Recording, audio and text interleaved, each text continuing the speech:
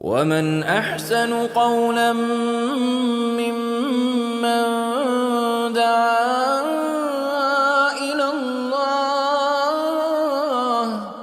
وعمل صالحا وقال إنني من المسلمين.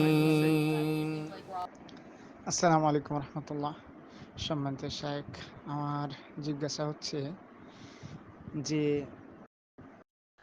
রুকু পেলে তো রাকাত পেয়ে যায়, তো আমি সিজদা পেলাম, ইমাম সাহেবকে যে অবস্থায় পাবো সে অবস্থায় যে আমি সেখানে সালাত ধরবো।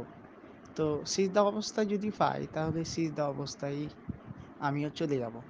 এখন সিজদা থেকে উঠে আবার আমি কি সানা পড়বো? আসসালামু আলাইকুম। না, শুধু সূরা ফাতিহা পড়বো? ওয়ালাইকুম আসসালাম রহমতুল্লাহ বারাকাতুহ। জাযাকুমুল্লাহ খাইরান জাযা। সম্মানিত ভাই, একটি গুরুত্বপূর্ণ প্রশ্ন, যেটার কারণে আমাদের অনেকের সলাতে নষ্ট হয়ে যায়। ইমামকে রুকু অবস্থায় পেলে তো রাকাত হবে, সাজদায় পেলে বা অন্য অবস্থায় যেটা করণীয়।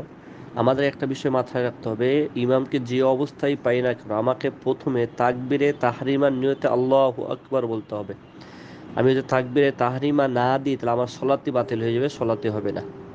এ কারণে রুকুতে যায়, সাজদাতে যেখানে যায় আমাকে তাকবীরে তাহরিমা আগে দিতে হবে, প্রথম অবশ্যই দিতে হবে। এরপরে তাকবীরে তাহরিমার পরে আমি যেই জায়গাতে ইমাম আছে সেখানে যাওয়ার জন্য আলাদা তাকবীর দিব না এ নিয়ে ওলামাদের মতনক্ক রয়েছে। সেটা আপনি দিতেও পারেন, নাও পারেন, কিন্তু তাকবীরে তাহরিমার নিয়তে অবশ্যই প্রথম তাকবীর দিতে হবে, এক নম্বর বিষয়। দ্বিতীয় নম্বর যে বিষয়টা হচ্ছে যে সানা আমরা কখন পড়ব।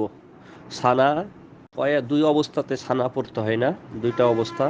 এক নাম আপনি যখন মাসবুক হয়ে যাবেন, অর্থাৎ ইমামের সাথে তাকবীরে তাহরিমা পাবেন না, ইমাম কেরাত শুরু করে দিয়েছে, এই অবস্থায় আপনি এসে যখন শামিল হবেন, বা রুকুতে সাজদাতে অন্য অবস্থায় যখন ইমামকে পাবেন, তখন আপনি আর সানা পড়বেন না, আউযুবিল্লাহ বিসমিল্লাহ বলে সূরা ফাতিহার সুযোগ থাকলে সূরা ফাতিহা পড়বেন, নয়তোবা ইমাম যেখানে আছে সেখানে চলে যাবেন, পরের রাকাতে আর সানা পড়তে হবে না।